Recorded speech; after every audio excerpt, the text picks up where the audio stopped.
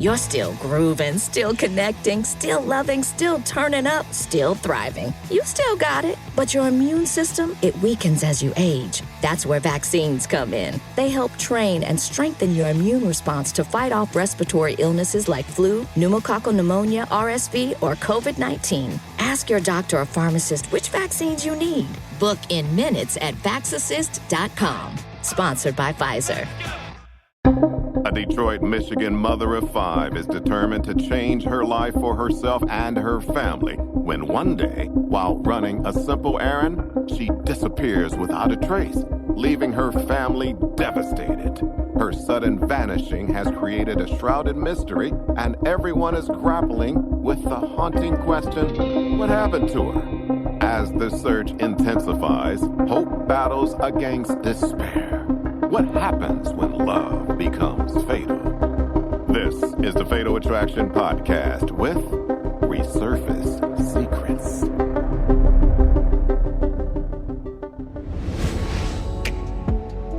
March 8th, 2018. It's early Thursday morning in Detroit, Michigan, America's Motor City. Detroit has had its ups and downs throughout the years.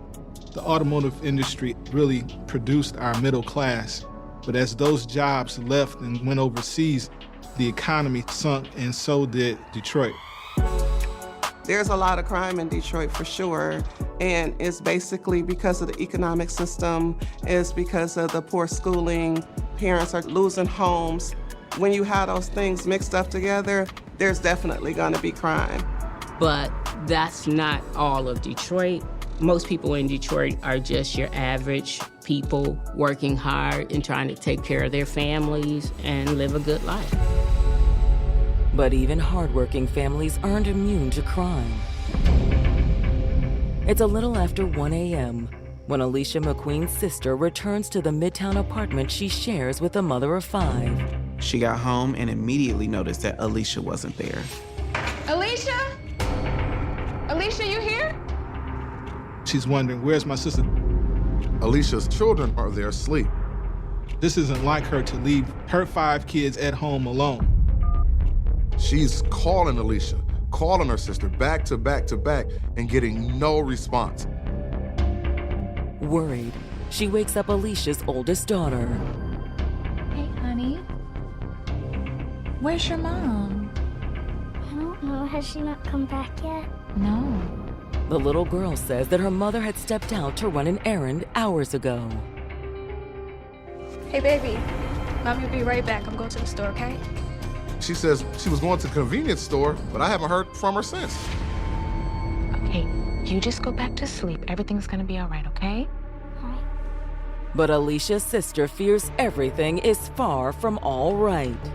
It's not often you see a mother leave her children and not contact someone or return.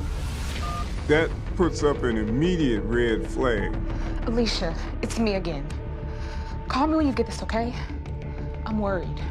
She left out the door, and then she was gone. Simply gone.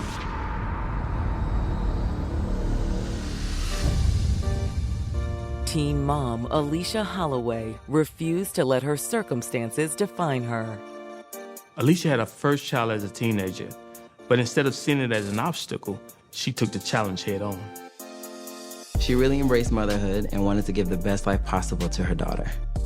The relationship with the father of her child, unfortunately, didn't work out. He wasn't ready for the responsibility of parenthood, so she decided to raise her child on her own. But Alicia wouldn't be a single mother for very long. At around 18, Alicia was a young mom with a lot of responsibilities, but that didn't stop her from exploring the dating scene. You look so beautiful. Oh my God, look at you. She meets this gentleman named Gregory. They fell in love very quickly. Not only was Gregory good looking, but he was older and making pretty good money. He could give her the support she needed, both financially and emotionally. Soon, the couple was tying the knot. They went on to get married. This was the man of her dreams. Once they were together, the family grew and grew. By the time she was 27, she and Gregory had 4 children together. She had 5 beautiful children. She really loved being a mom. And she was with someone she loved. This man was everything she was looking for. But eventually, reality intruded. Being married and having 5 children, sometimes the stresses of life can really get to you. Especially since being a stay-at-home mom meant Gregory was the only one bringing money in. Where'd you get that?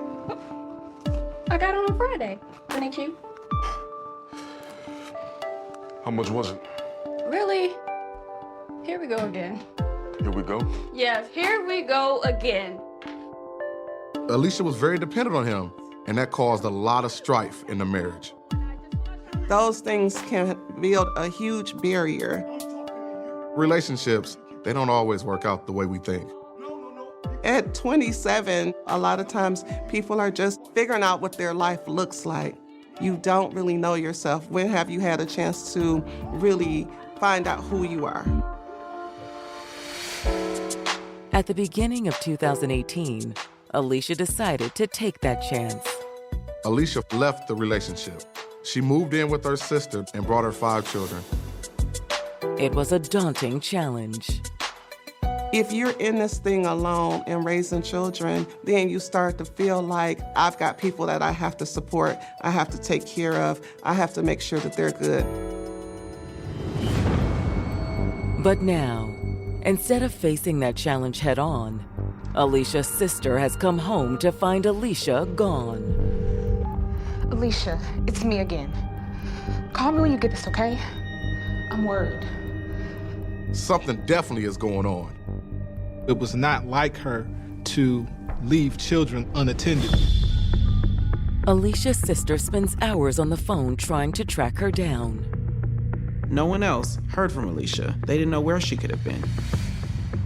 Soon after sunrise, Alicia's sister decides to take the matter to the Detroit Police Department's 3rd Precinct. She goes down to the police department to file a missing person report. I need to file a missing persons report for my sister, Alicia. She went to the store last night and never came home.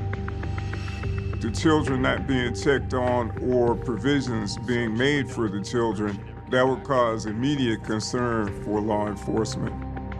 It has to be absolutely horrifying to have a young woman that's missing in the city of Detroit, because there's any number of things that can happen. Carjackings, break-ins, and unfortunately murders. But Alicia's sister suspects her disappearance isn't some random crime. Her daughter, she told me something else.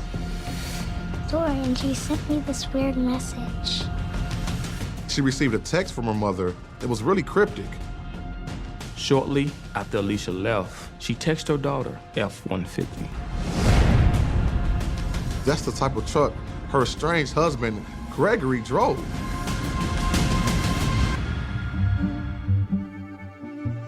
Stay tuned as we continue to uncover hidden truths. This is the Fatal Attraction Podcast.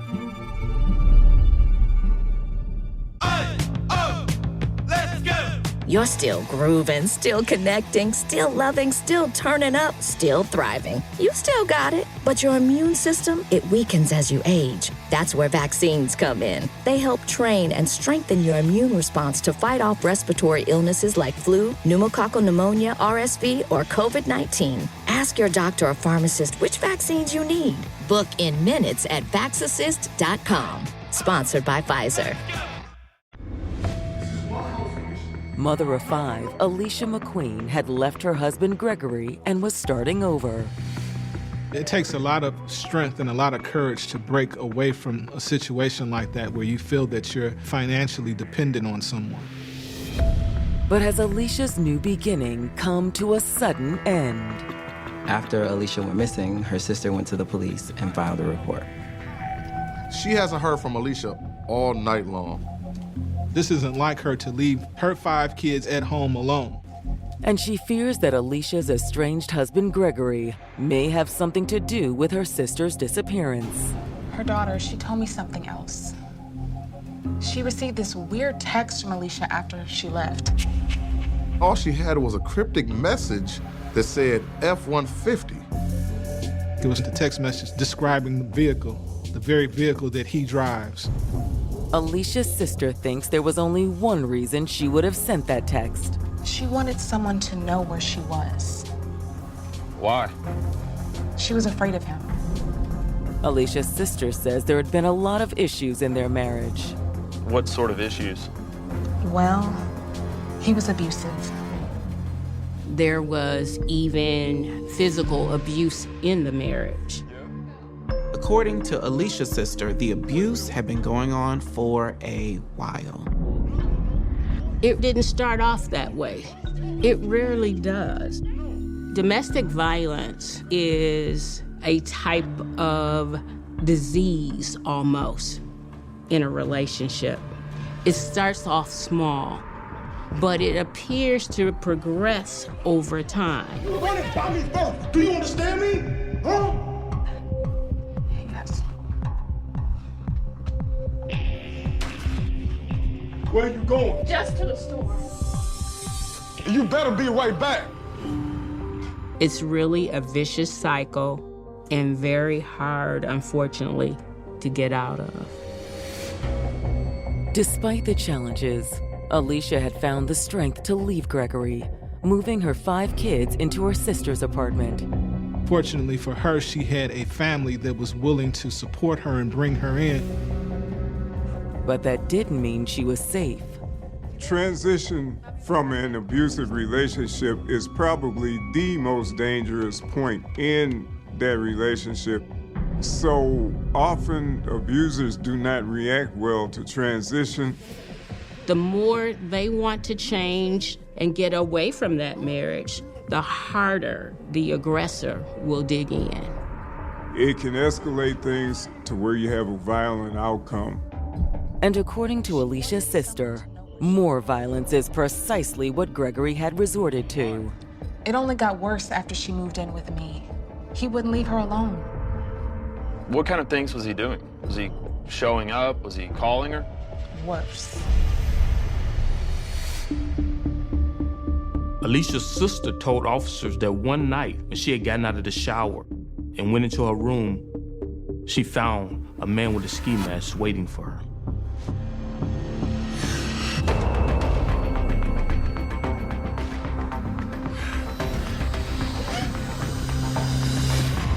The man grabbed her and forced her onto the bed.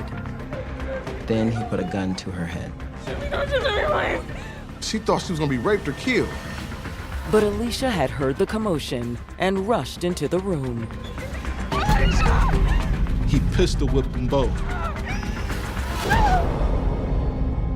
The man fled soon after, and Alicia had called the police. When the police arrived, they had found that the screen on the bedroom window had been cut and the window had been forced open. And you're sure it was Gregory? Alicia was. Alicia knows her husband by the mannerisms. When you're with a person for as long as they have been together, you know how that person moves, their gait, their walk, the way that they do things. So she knew that this was Gregory. She could see it in his eyes. Why Gregory had done it was no mystery. When they have lost control over that person, that turns to violence in order to try to regain that control over that person. How dare you leave me? What do you mean you're leaving me? So he breaks in and he beats her and her sister. But if Gregory had intended to scare Alicia back into his arms, the plan had gone horribly wrong. Gregory was arrested for assault and home invasion. But was his arrest the end of Alicia's trouble, or just the beginning? He was released on bond.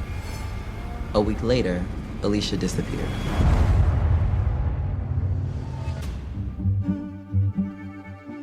Stay tuned as this tragic story continues to unfold. This is the Fatal Attraction Podcast.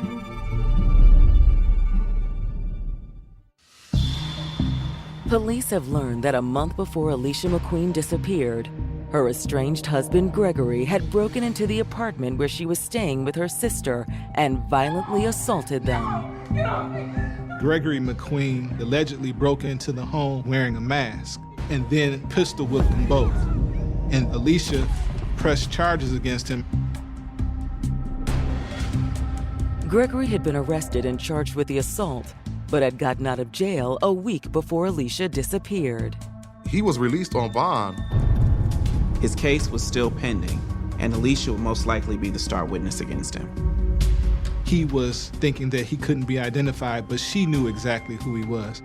Did that give Gregory motive to make Alicia disappear? Her sister is all but certain that's the case. Her sister was worried that something like this might happen, that he wouldn't be able to handle it and come after Alicia.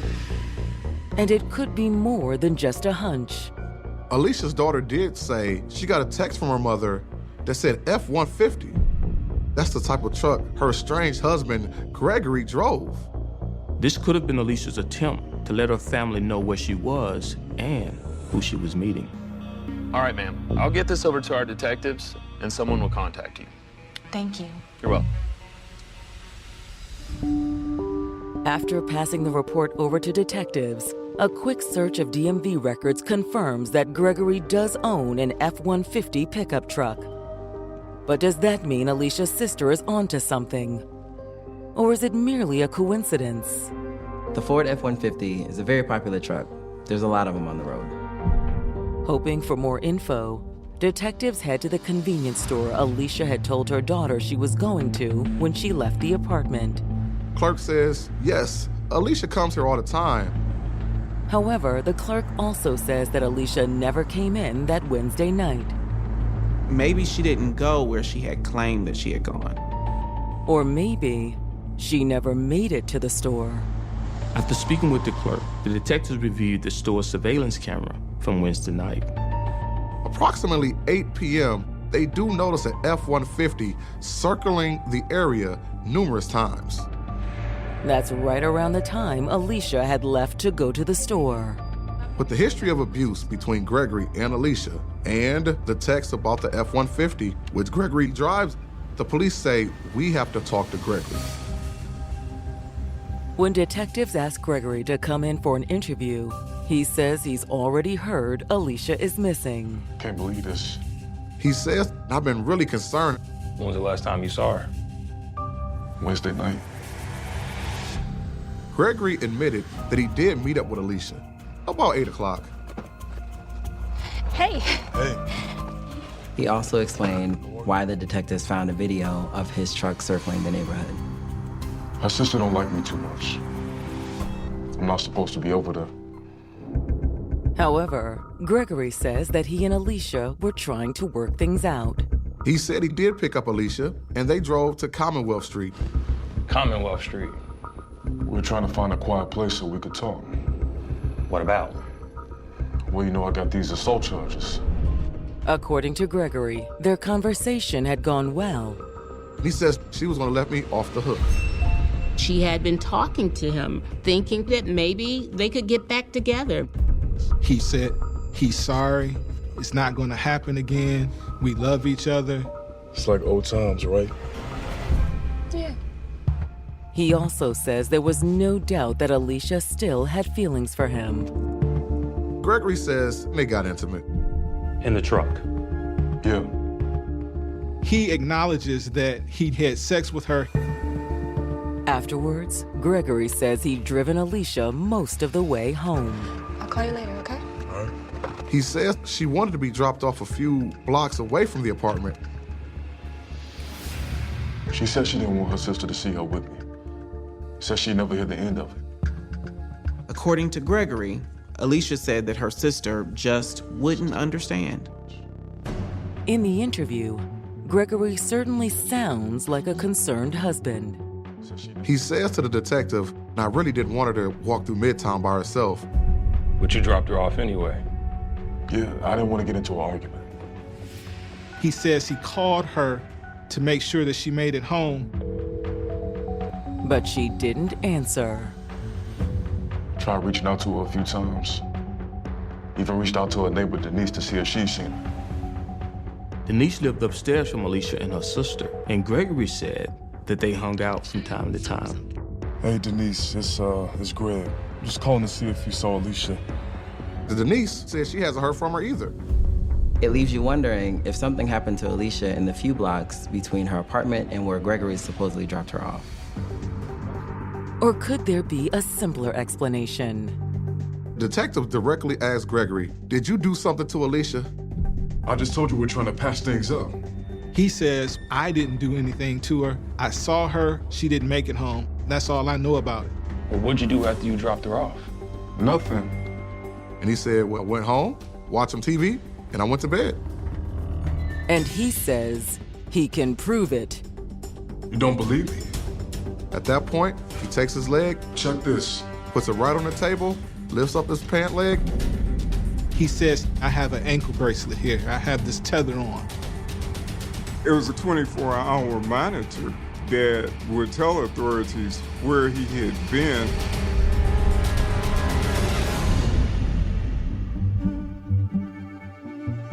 Stay tuned for more of the Fatal Attraction Podcast.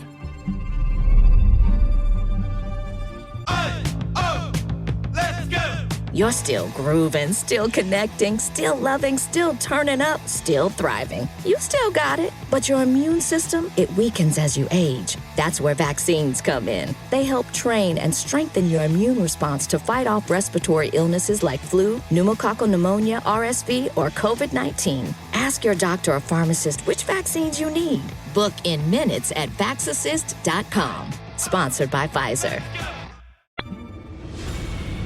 Alicia McQueen's estranged husband, Gregory, has told detectives he had nothing to do with the mother of five's mysterious disappearance. He admitted that he had seen Alicia the night she disappeared. But after they had met up and had sex in his truck, he says that he went home and spent the night alone. The detectives asked Gregory, "Can you prove it?" And he says, "I sure can." And he puts his leg on the table and shows his ankle monitor. Charged with a prior assault on Alicia and her sister, he says he's been wearing the monitor ever since his release on bond a week earlier. Free to go. Records from Gregory's monitor confirm exactly what he told them. Everything he said was true. According to the monitor, he left Midtown around 9 o'clock and went straight home, but didn't leave until the next day. When detectives follow up with Alicia's neighbor, Denise, she also confirms that Gregory had reached out to her on the evening Alicia disappeared. Hi, Denise. I just wanted to ask you a few questions. She says yes. Gregory did call me that evening about 10 p.m. and checked on Alicia. So why did he call you? Well, he knows Alicia comes up here and hangs around sometimes. Denise says that she and Alicia had become close since Alicia needed someone to talk to besides her sister. Specifically, Denise says that Alicia confided that she and Gregory had been trying to patch things up. She admits that Alicia had been talking to Gregory behind her sister's back for some time now. Alicia said that he was really sorry about what happened. He was trying to change. However, while Alicia still had feelings for Gregory, Denise reveals he may not have been the only man in her life. Denise also says Alicia had been spending some time with a childhood friend. His name is Tavon Lewis. Okay, so were they dating? Well, they have been hanging out a lot. Denise says she doesn't know if anything's going on with Tavon and Alicia. Thank you for your time. We'll be in touch. However, if there is, could Tavon have something to do with Alicia's disappearance? If she was seeing Tavon and Gregory at the same time, maybe Gregory found out about it. After talking to Denise, detectives arranged for Tavon Lewis to come in for an interview. They asked him, what does he know about the situation? Did he know Alicia was missing? And he said, yes, he's heard about it. But he denies that he and Alicia were anything other than friends. I came up with both of them. It's not like that. Tavon said that he knew Alicia and her sister for so long that he thought of them as his own sisters. although he does say he'd been happy when Alicia finally left Gregory. Why's that? Well, I knew they had trouble, and Greg wasn't good for her. Okay. When did you last see Alicia? He said I hadn't talked to her in over a week and a half. When detectives asked where he was on Wednesday night, he had an immediate answer. He says, I was at work working third shift. I mean, you can ask my supervisor if you want. All right, we'll do that. After the interview, detectives follow up with his employer, and his alibi checks out. His time card, his supervisors, and coworkers all put him at work at the time Alicia disappeared. He couldn't have done it. The investigation appears to be at an impasse. The police, they don't know where to go from there. Did someone else take her? They had to be missing something. She didn't just vanish on her own. With no new leads, detectives impound Gregory's truck and have a forensics team go over it. There wasn't much in there. Just some work tools, some dry cement, buckets, but nothing out of the ordinary. Although a black light does reveal some telltale stains on the upholstery. There was some fluids that were in the back seat. Detectives got a DNA sample from Alicia's toothbrush. They also got a DNA sample from Gregory. And they compared the samples to the swabs from the upholstery. The DNA on the upholstery matches the DNA in Alicia's toothbrush and with Gregory. But there was nothing to indicate Alicia had met with foul play in the truck. It doesn't become a homicide until there's some real indication of a homicide. For instance, blood. Once again, Gregory's account of the evening appears to check out. He did tell the detectives that they had sex that night in his truck. Detectives keep looking for Alicia, but as days turn into weeks, the case grows cold. It's been over a month, and there's no more leads. They have no hard evidence. But the sense that something terrible had happened to Alicia grows with each passing day. After 4 or 5 months, I can just imagine what that family was going through, what her children were going through. All those what ifs are constantly circling in a person's mind as to what happened to my loved one. They should have surfaced by now. They should have resurfaced.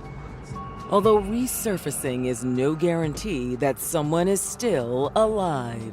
Like, move some of the stuff around, check out the area over here. I'm gonna check this out over here.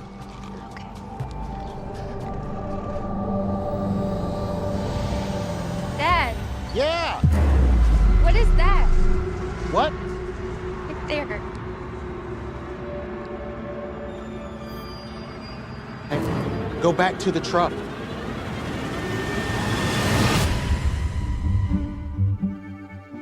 Stay tuned as this tragic story continues to unfold. This is the Fatal Attraction Podcast.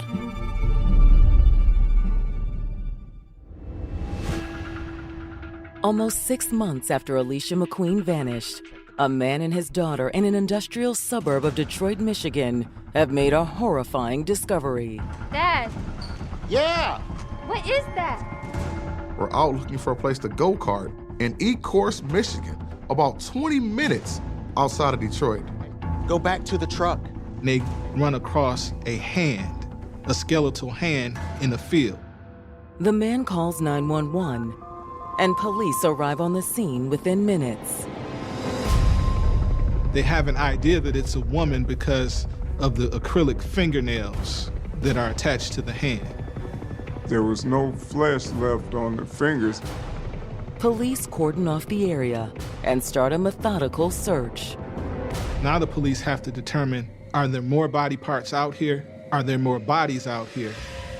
The site was an old factory that had been torn down. There was scattered concrete and bushes everywhere. Over the next several days, investigators recover more body parts. The remains were scattered amongst the overgrowth and debris, but added up to far less than a complete body. Until among the rubble, they find something strange. a crude pile of recently poured concrete. The police suspected that the killer had poured the concrete over the woman's body. For hours, crime scene investigators slowly chip away at the concrete, exposing more remains. That's where your forensic scientists come into play. They're able to determine the height, able to tell the age of the woman, that type of thing. But even the most experienced investigators are stunned at what they find when they lift the woman's skull from its concrete tomb. A perfect face print was left in the cement. Although her flesh had decayed, the concrete dried in an eerie cast of the dead woman's face. There's no one missing in the small town of Ecorse that resembles the victim. But when local police reach out to neighboring Detroit, they find a possible match. They're able to determine that this looks like Alicia McQueen. They're not sure, but it looks a lot like her. How she was found also suggests the killer's identity. The suspect used cement to bury the victim. When Detroit detectives searched Gregory McQueen's truck, they found buckets with dried cement on them. For detectives, it all adds up. She has a pending case with him that she's the complaining witness on. He's the last person to see her, and her DNA is found in his vehicle. I'm sure he had hoped that she would never be found and nobody would ever discover it. All detectives need to do is prove that the body entombed in the cement is Alicia. Body is badly decomposed, but they were able to get some skin cells from under the fingernails to make a comparison. The results are conclusive. The remains were Alicia's. They were able to identify who she was. Once the identification is made, detectives reach out to the family. Alicia's family finally received the call they were dreading. But while the news brings some closure, the family's nightmare is far from over. How do you tell the children that their mother's never coming back? How do you tell the children what happened to their mother? How do you tell those same children that their father is the one responsible for taking her away? While the family wrestles with what to tell the children, detectives gather the final clue they need for an arrest. Because Gregory had been wearing his court-order ankle monitor, detectives were able to track his movement days after Alicia's disappearance. On the night she disappeared, the GPS tether recorded that he'd gone straight home. He was home by that time, on that day. When Alicia disappeared, that seemed to give him a solid alibi. But when detectives pull the monitor's records for the following day, will the results seem so innocent? They gave detectives a pretty good idea of what Gregory was doing. And they track his movements to the very place where her body was recovered. Stay tuned for more of the Fatal Attraction Podcast.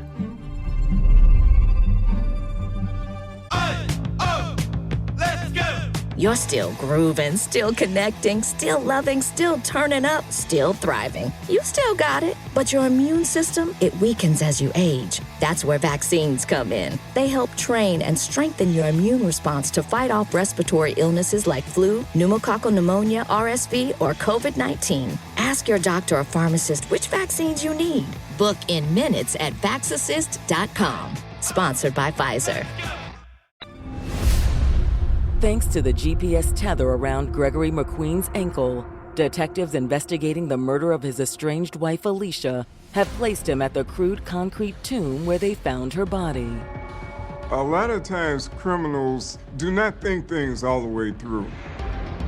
Did it not occur to him that although his ankle monitor showed him going home on the night of Alicia's disappearance, it would only be a matter of time before they searched a larger time frame? Data from the monitor shows that on the day after Alicia disappeared, Gregory drove to the abandoned industrial site around 3 o'clock in the afternoon. He was only there for a short time, so the detectives figured That's when he dumped the body. Then, once it was dark, he returned to the same spot for several hours. Detectives believe that he spent that time mixing the concrete and pouring it over Alicia's body. Now that they know where the body was, all the pieces of this puzzle fell together, and that gives them probable cause to arrest him. On October 5th, 2018, more than 6 months after Alicia disappeared, detectives take Gregory McQueen into custody on murder charges. The most satisfying reward to me is when you can finally go and place that person under arrest so that they may be held accountable for what's happened. As the case moves toward trial, the prosecutors are confident the evidence against Gregory is more than enough to secure a conviction. It's circumstantial evidence, but it's very strong circumstantial evidence. And juries, from my experience, like to put pieces of a puzzle together. Prosecutors plan to propose that on the evening of March 7th, 2018, Gregory violated the conditions of his bond by contacting Alicia. Hey, Alicia, baby. What's going on? I needed to talk to you. I really want to show you how sorry I am. Despite everything that Gregory had done, Alicia agreed. But even as she walked down the street to meet Gregory, Alicia appeared to have second thoughts. She initially lied and told her daughter she was going to the store. But she did send that last-minute text with the description of his truck. Hey. She was trying to communicate that she was coming in contact with Gregory. Although after meeting up, Alicia may have thought they were on the road to reconciliation. We know from the evidence that the two were intimate that night. It's like old times, right? Yeah. I promise I'll do better from now on. It was a lie. Most domestic violence abusers don't change. It's difficult for them to change. They don't want to change. They want to control their loved ones. However, Gregory also had an ulterior motive to meeting up with Alicia. Gregory was desperate not to go to jail. The assault and home invasion charges against him were still pending. And Alicia was the only one who could identify him. Gregory, what's wrong?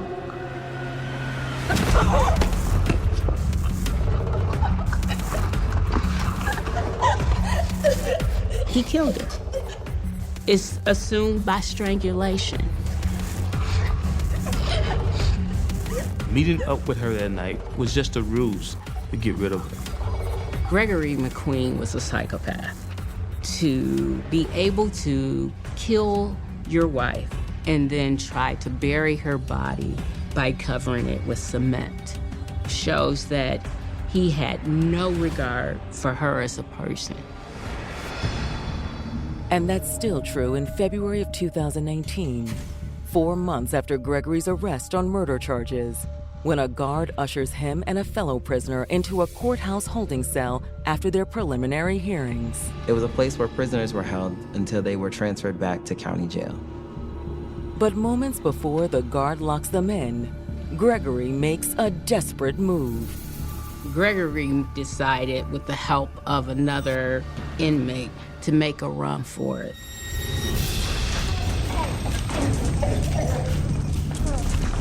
Gregory and the other inmate jump the guard and overpower him. They grabbed his keys and locked him in the cell. Come on! Then the two escapees sneak out the back door of the courthouse.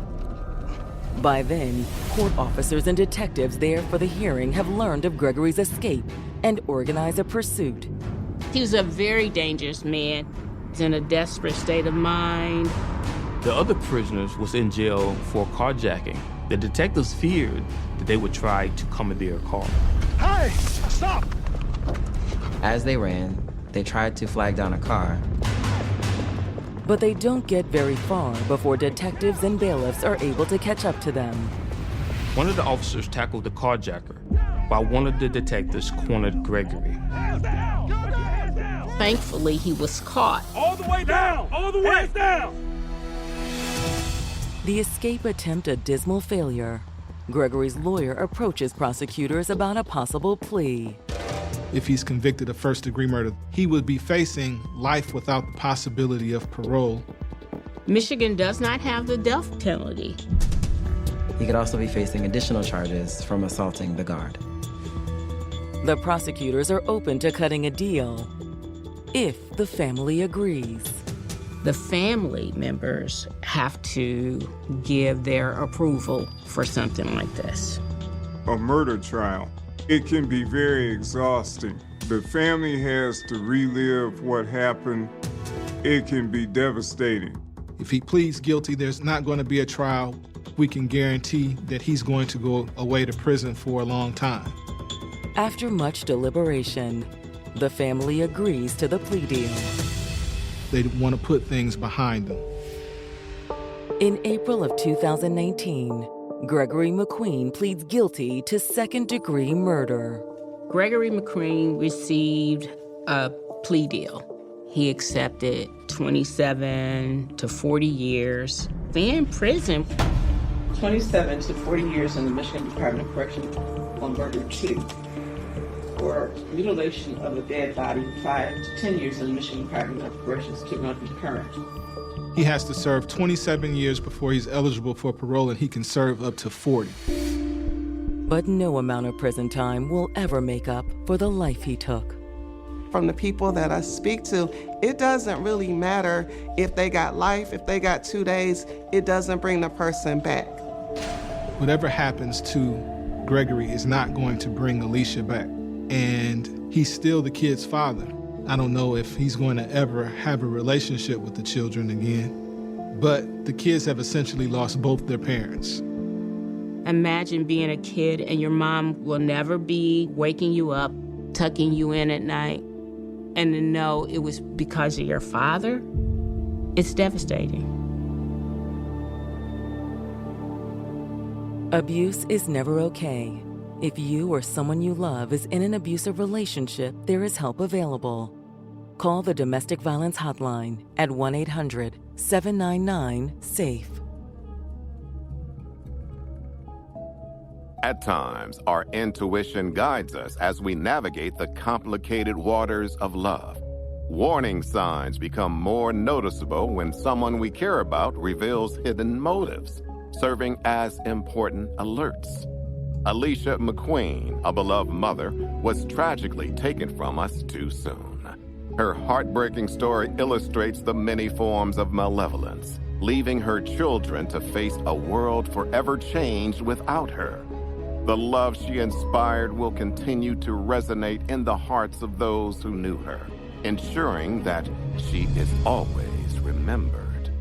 Coming up on the next episode of the Fatal Attraction Podcast.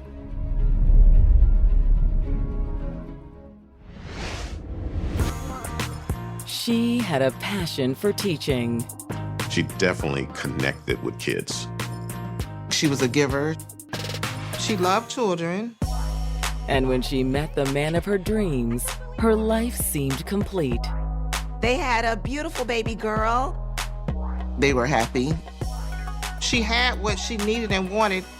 Until her happiness ended in a hail of gunfire. Blood everywhere. Violence unexpectedly erupts one night in the vibrant city of Fort Lauderdale, Florida, as gunshots ring out, forever changing the life of a young mother. Caught in a whirlwind of chaos, she becomes a victim. Was she deliberately targeted, or was it simply a matter of chance that placed her in the line of fire? Tune in to the next episode of the Fatal Attraction Podcast. We will see you in the next episode.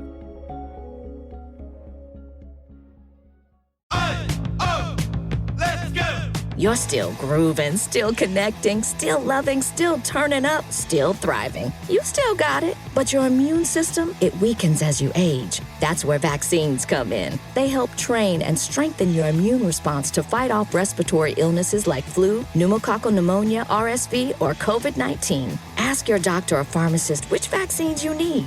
Book in minutes at vaxassist.com. Sponsored by Pfizer.